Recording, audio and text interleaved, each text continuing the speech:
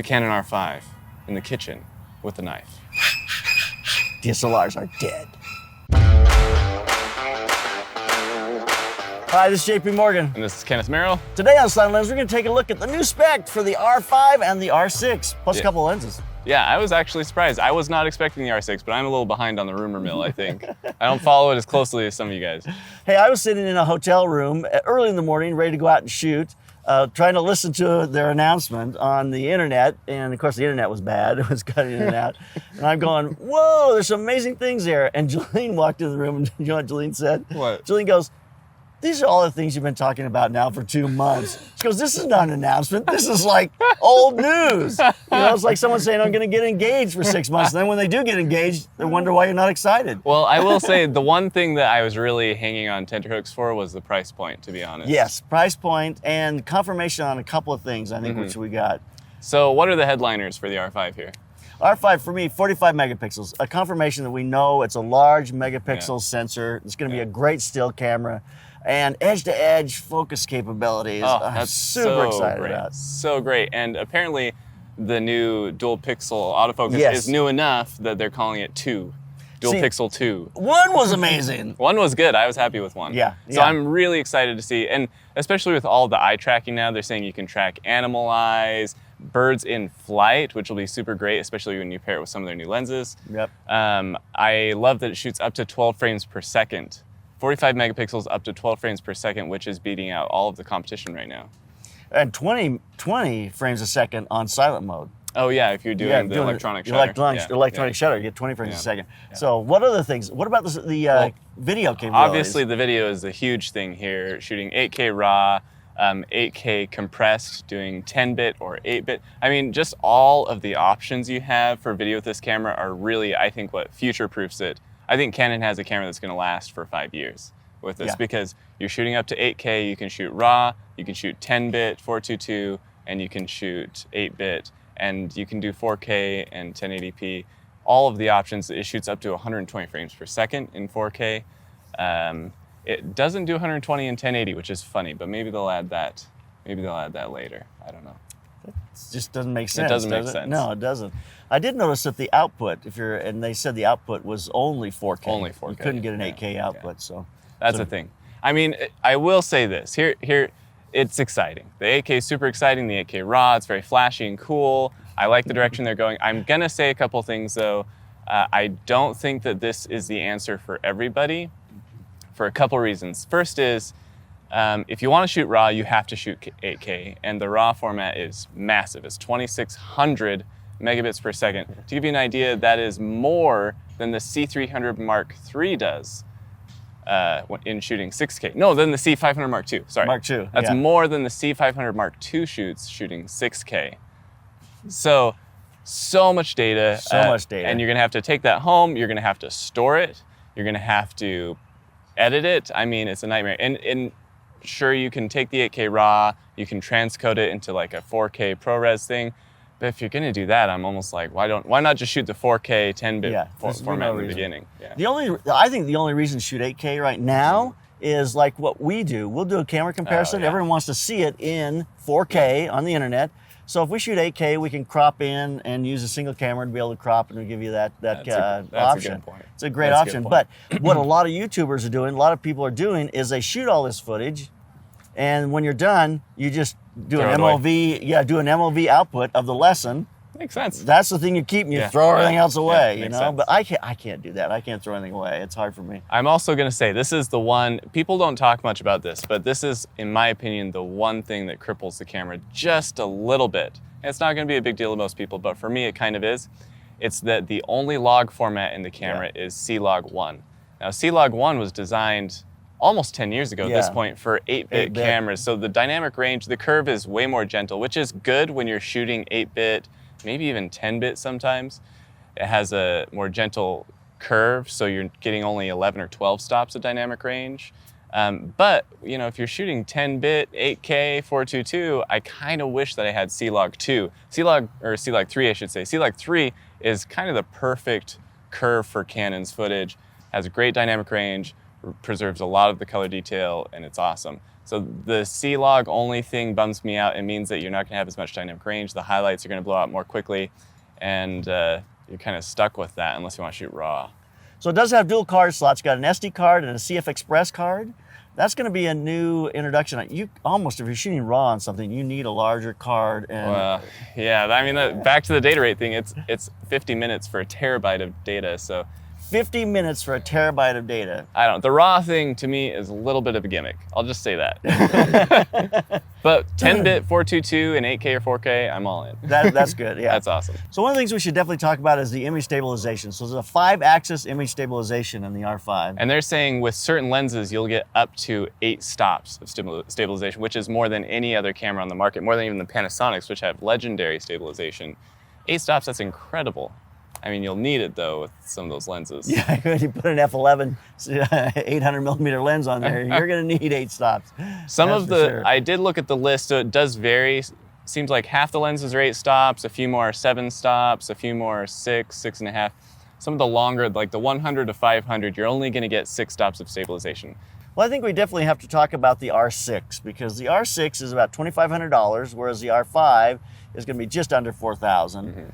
And it really becomes, I think, in my mind, a competitor to the Sony A7 III. Mm-hmm. This kind of a prosumer or really professional camera, but in a smaller, stripped-down body. It's only a 20 megapixel sensor. We got the same great autofocus capabilities, and your video's stripped down as well, but it's just at a cheaper price point and gives a lot of capabilities for most people. I mean, what we're talking about when we're talking about the R5, it's at the top of the field. Yeah, I mean, seriously, one of the best cameras on the market now. Yeah, you're really talking about a very high-end professional camera.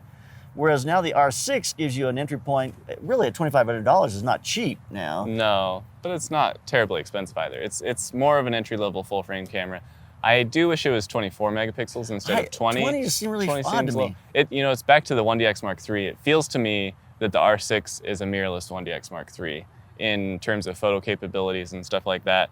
I think it's a compelling camera. I mean, it still shoots 4K up to 60 frames. Yes. And both these cameras, by the way, you don't have to crop. You can crop if you want to into APS-C mode, but you don't have to crop in any of the modes, as far as I understand it, which is really, really cool. Which is so incredible. We've already talked about that in the past, but it is great to verify that there is no crop in that 4K. Yeah. I think the R6 will be compelling for a lot of people that don't need all the megapixels, or they don't need the 8K or the 4K 120 frames. It still does up to 60p. I will say the 4K video in the R6 is a little lower quality than the 4K video in the R5. Yeah. It's only the IPB compression, so it's a lower data rate. You're only getting like 170 megabits per second for your 4K instead of like 470, something like that. But do you think that's adequate for, say, a good wedding videographer? Yeah, it could be really adequate, especially if even if you're shooting C-Log. I mean, C-Log was designed for cameras that are shooting even less data than that. So you're probably fine, especially if you're not even shooting log format. But it is just something to keep in mind. Some people don't want to have huge images and all the data to have to store and to go through all that. And for at that price point, you buy a couple of them, so you have a first and second camera, so you can carry a couple of cameras on you when you're shooting. So there's certainly a market for it, and that's why they've always made a camera the step down from that higher end camera, and that there's a market for that, and people are going to buy it. I think the lenses they announced. Are we ready to talk about the lenses? Yeah, let's talk about lenses. I think the lenses they announced were really telling to me on a couple of levels, and that is that I think they are needing to, Canon is, provide lenses that are a little less expensive, that are going to have a little more mass appeal. You can't just make these $3,000 lenses, and Sigma and Tamron been eating away at the market there because they're creating great glass, sharp glass. And so I think Canon's going, we've got to put glass out there that isn't $2,500. When the R system was first launched with the EOS R, and then they had their 50 that's like $2,000, and then they're 24 to 70 it's like $2,400, and then they're 72. I just felt like every lens they're launching is over $2,000. Yeah. And I'm thinking, man, how do you buy into a system like this? Especially because the EOS R, frankly, wasn't the most compelling camera. R5 is an awesome camera, but you're still looking down the barrel of another few $1,000s in lenses. So you're switching all your lenses over now. I am really happy that they're looking at some cheaper lenses. I do also think it's telling, though, that the So the lenses they've launched are an 85 f2 macro. Macro. It's like $800. Yeah. That's an awesome lens. I would for definitely $800. because their other 85 is a 1.2 and it's over 2,000 again. Yes. So Yep. I would get this in a heartbeat. This sounds like a really great lens. The other lenses are telephoto lenses. So we have a 600 mil f11 F11. for $600, and then an 800 mil F11 for $800, and then a 1 to 500 4.5 to 7.1 for It's like $2,500, about over $2,600. Yeah. which more reasonable for that kind of a lens. So that 100 to 500, I think, is a pretty compelling lens, especially at that aperture range of 4.5 to 7.1. I mean, that just gives you a great range to be able to work with. It's not too slow. The F11 thing, I'm not sure how to, I mean, do you realize how much light you lose at F11? I'm shooting as the Yeah. light's going down on my 150 to 600 millimeter Tamron lens in Yellowstone. And as the light's going down, I'm already pushing my ISO up. And I'm going, if I was F11, I'd be done way earlier than I would have been otherwise. The F11 doesn't make sense to me. I mean, I understand trying to get into a cheaper, smaller package, but sacrificing even an 8 or a 5.6, because at an F11, you're going to be dragging your shutter. If your object is moving, if you're tracking something that's moving, the blur is just going to be way more challenging shooting at F11 unless you're pushing that ISO, which again, when we test these, we'll test the ISO capabilities. Maybe if you're shooting something like the R5, you can shoot at 3200 ISO and be fine. The F11 is interesting to me. We'll see. Yeah, a safari lens. Safari lens. In Africa, there are no clouds. No, direct sun always. I'm sure that's the case. That's what they mean by safari. This lens is designed to work really well on one continent. You know, I do think though this is the new technology. You will see a whole range of lenses in these longer telephoto lenses above 600, because 600 f4 has kind of been the $12,000 kind of benchmark. Yeah. You'll now see us go into 700, 800, you know, F8. F8, but you're going to see the aperture is going to be a little more stopped down in order to accommodate that, to not make them so huge. Not so huge. I mean, the weight is a big deal, Yeah. and then the price too. Yeah. So overall, I'm super excited. I am definitely pre-ordering one of the R5s. I'll probably buy 2 of them to have 2 companion cameras to work together. Why not throw in another? Sure, Let's why buy not? 3. I'll sell my R, I think. I think it's time Yeah. to sell my R. Yeah, probably. Time to move on. So is that a question? Who's going to buy this camera? Or Who's going to buy this camera? I think everybody who started with the Mark II is probably going to buy this camera. It's so funny because I have my foot in both camps. I have Sony line, I have Canon, and I like things about both of them. Yeah.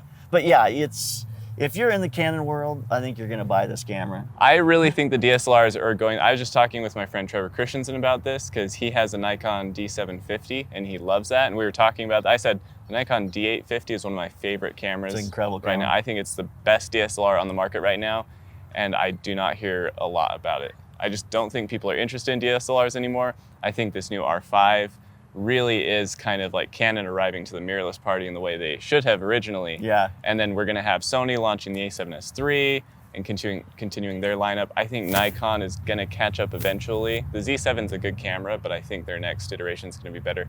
And we're going to move into this, especially as the lenses accumulate and you have Sigma making newer mirrorless lenses too, Tamron making new mirrorless lenses. I think we're going to move into a mirrorless world here pretty soon.